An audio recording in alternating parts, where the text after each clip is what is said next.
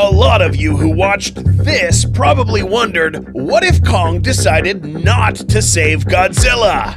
In this video, we will go over a total of 5 instances where the G-Man was saved by the supernatural phenomenon known as plot armor, and quickly explore what the consequences would have been had Godzilla perished at the hands of these titans. If this is your first time here, or if you keep coming back because you love these videos, then please take a split second to subscribe and hit that like button so we can fill your feed with epic kaiju carnage.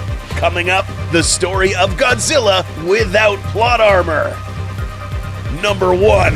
Godzilla vs. Mutos. To begin our plot armorless set of stories, we will travel back in time to 2014. During this point in the Monsterverse timeline, the world witnessed monsters of titanic proportions battle it out in Honolulu, Hawaii, and in San Francisco, California. It is here, however, where the G-Man pulled up to not just one, but 2 Mutos who came together to bring about the next generation of Muto species. So here's where the infamous plot armor comes into play. Godzilla engages in combat with the female Muto, overwhelming her with his superior weight, pushing her back until she finally succumbs and was at the mercy of Godzilla. But as the G-Man winds up a decisive strike, the male comes in and allows them both to seize the opportunity and team up against an ambushed Godzilla. In this clip, Godzilla seemed overwhelmed by the Muto pair, getting continuously stabbed while he's pinned against the ground. But meanwhile, the extraction team that Halo jumped a few moments earlier recovered the warhead that was feeding the Muto nest. But Lieutenant Brody here saw the opportunity to light up the Muto nest, killing all their offspring. It just so happened that this took place just when the Mutos were overwhelming Godzilla, distracting the pair from working as one to finish off the G-Man. This in turn allowed him to fight these Mutos individually for some time, which resulted in a win for Godzilla. Later on, we see that Godzilla saved Ford Brody's life before getting killed by the female Muto. Of course, unintentionally, but the point remains. Had Ford not set fire to the Muto's nest, the result would have potentially been a dead or at least a critically injured Godzilla. These Mutos are equipped with sharp weapons that, if used correctly, could pierce deep into Godzilla's flesh. A prolonged duration of repetitive stabs would have potentially led to Godzilla bleeding to death. And the worst part, these two successfully breeding and causing a worldwide Muto invasion. Up next, Godzilla will need a different type of help against the most powerful Muto of all time. Number 2. Godzilla vs. Muto Prime. After the events of 2014, Godzilla would combat the most powerful Muto specimen, Muto Prime, or also known as Titanus Jinshin Mushi. This colossal animal emerged from the depths to feed on radioactive sources such as warships and submarines which housed nuclear warheads. Godzilla, knowing that this type of titan was a blood-sworn enemy of his own kind, engages in a long pursuit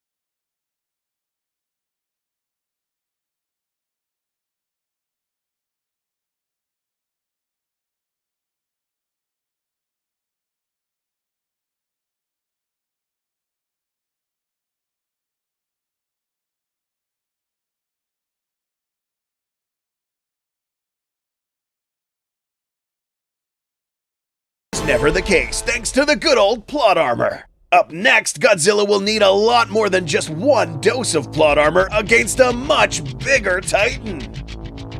Number 3, G-Man vs. Ghidorah. Moving forward in time, we find ourselves in 2019 when Godzilla faced off against Ghidorah. This story is a bit interesting because we see that Godzilla was not initially handicapped by another Titan, but by humans. Yes, during their second confrontation, humanity launched a prototype weapon known as the Oxygen Destroyer, which weakened Godzilla so much that he had to drag his way back to his lair and recover, potentially for a very long time.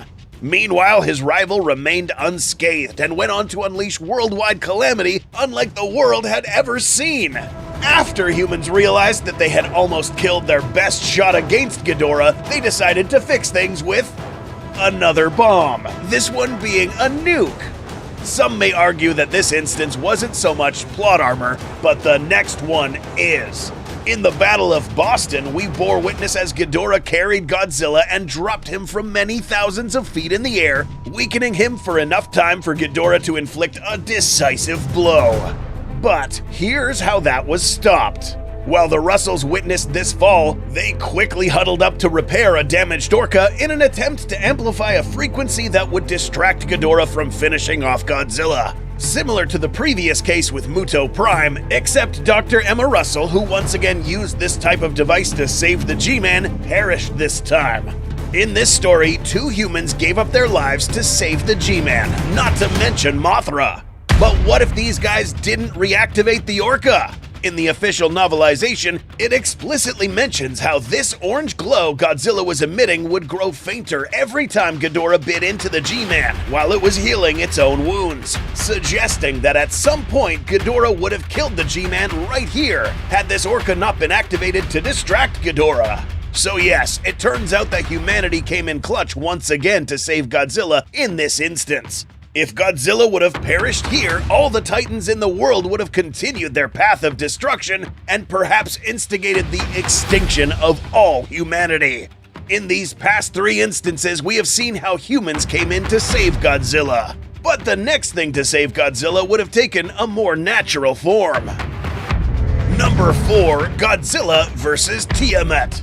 This is a Titan that was featured in the graphic novel Godzilla Dominion. A very long Titan armed with corrosive acidic discharges and with some very sharp bladed fins which are able to cut deep into Titan hides. In the novel, Godzilla decided to retreat to one of his older lairs, but was now occupied by Titaness Tiamat. In this fight, there are no humans around to aid Godzilla in combat or to help him recuperate if he is downed by the opposing Titan. The book tells us that Tiamat was a superior combatant in the water, and in order to get out of this one alive, Godzilla realized that he needed to fight on land. The problem here is that these two were continuously being siphoned deeper into the ocean. That's deeper into where Tiamat fights best. As the situation drifted further from the G-Man's favor, it turns out that they were both being siphoned into an air pocket in the depths of the sea, allowing Godzilla to once again fight on dry land. Here, Godzilla exercised his terrestrial prowess and swiftly defeated Tiamat to submit. But what if these Titans weren't siphoned into this cave system? Things would have looked a bit grim for Godzilla. Given the nature and behavior of these Titans, there are 2 possible outcomes for this scenario. 1. Godzilla taps out of the fight and concedes defeat against Tiamat, cementing the rival as the new alpha and potentially starting a whole new world cataclysmic event once again like Ghidorah, given that Titaness Tiamat is likely a malevolent Titan. But would Godzilla really submit? Quite frankly, this behavior would be out of character for the G-Man, which leads us to the other conclusion. Number 2, Godzilla fights to the death. Being bested underwater is no fun way to go. But if Godzilla had no other option than finding his footing underwater, a likely outcome would have been Godzilla perishing underwater. That's, of course, not accounting for his atomic breath ability, which would have easily gotten him out of this one alive. Up next, we have another scenario where Godzilla is saved, but by another Titan. Number 5, G-Man vs. MechaGodzilla. Going back to more recent events, we find Godzilla duking it out against this mechanized titan engineered to be Godzilla's superior. Or an attempt at that. After being worn out from his fight against Kong and blasting a hole through the earth, Godzilla now does not have sufficient energy and stamina to face a brand new titan, who easily overwhelms him in both melee weapons and atomic weaponry as well. Previous to this matchup, Godzilla had defeated Kong and had him so worn out that his body began to give up on him, and his heartbeat began to fade out, canceling this guy from any ongoing fight. Now, back to the Godzillas, Mecha G now holds Godzilla in a position where he can blast his proton scream down Godzilla's mouth and end the G-Man once and for all. But it was this guy who came in, raised MechaGodzilla's mouth, and redirected this proton scream away from Godzilla at just the right moment. We must mention, however, that it was this dude, Nathan Lind, who somehow miraculously activated some self-destruct protocol on the Heave and used that power as a defibrillator of sorts to resurrect Kong, which then, after some quick convincing, saved Godzilla.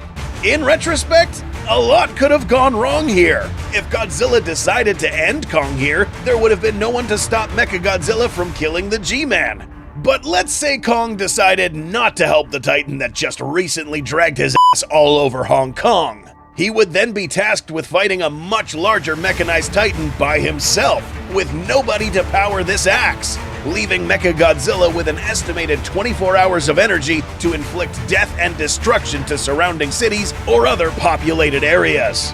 Can you name any other instances when plot armor came for Godzilla's rescue? Also, don't forget to subscribe, like, and check us out on